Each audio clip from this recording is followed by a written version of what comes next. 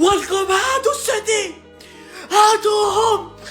بس رودريجو شم ريحة انه راح نلعب ضدكم، ضلعت مع رودريجو بس عرف انه راح نواجه سيتي. شو هذا رودريجو رجع الفم حاجة مولع. والله انه كلكم اكل يا سيتي. والله ريال مدريد مولع، اقسم بالله ريال مدريد افضل من مانشستر سيتي. والله انه مانشستر سيتي فريق عادي جدا، اقسم بالله الريال افضل من سيتي حاليا. اي والله ولكم هاتوا سيتي. والله انه كلهم اكل.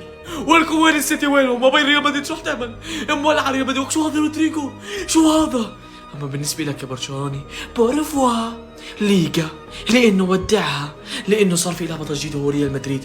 اوعك تحلم انك تاخذ الدوري لانه الدوري مدريدي. ريال مدريد بالصداره، متع عيونك والبس النظاره. انتهت الامور وهاتونا السيتي لانه خلصنا اليوم الدوري وتوجنا فيه، وبدنا السيتي مباشره لعشان نوصل نصف النهائي. هاتونا السيتي الدوري خلاص خلصنا امره. هاتوا السيتي والله يشهد علي الله. هاتوا والله انه كلهم اكل. والله عجي اخوان، لحظة تبديل كيليان امبابي اليوم بكلاسيكو فرنسا.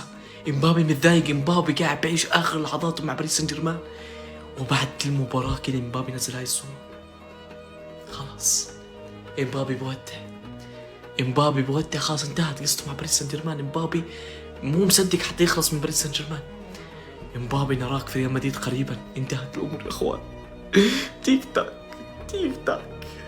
تاك والله ريال مدريد قربت يا امبابي. عاش اخوان، حسب قانون الانضباط بالاتحاد الاسباني يجب ايقاف ليفاندوسكي وكانسيلو مباراتين لانهم يتعمدوا ياخذوا بطاقات صفراء.